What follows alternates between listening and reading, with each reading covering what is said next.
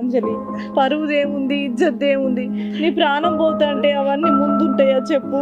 నువ్వు ఇట్లా బాధపడకు. ఆడసలు అట్లా ఎందుకు ఎత్తుండు? నువ్వు పుసపుస మీ ఆయనకి ఏం చెప్పుకోకు. ఎందుకంటే సాటి ఆడదాని బాధ ఆడదానికి అర్థమవుతుంది, కానీ నీ భర్త దాన్ని ఎట్లా తీసుకుంటాడో. పాపం నీ భర్త చాలా మంచోడు. ఇప్పటి వరకు మీ ఇద్దరి మధ్య ఏ చిన్న గొడవ వచ్చింది లేదు. ఈ నల్ల ముక్క పని వల్ల మీ సంసారం ఆగం చేసుకోకు అంజలి. నేను చూసుకుంటా. ఈ కంచెల్లి నీకు మెసేజ్ కాదు, ఫోన్ చేసినా ఏడ కలిసినా ఏమన్నా మాట్లాడినా నువ్వు వచ్చి నాకు చెప్పు అని సంగతి నేను చెప్తా. నీకు నేనున్నా, సరేనా? బాధపడకు, ఊకు వెళ్ళి. ఛీ, అసలు ఈ మొగోళ్ళు ఏం మనసులు?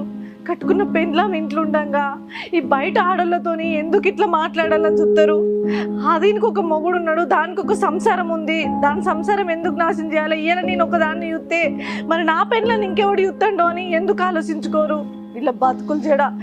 ఆగు, ఎంతో మంచోడు అనుకున్నా,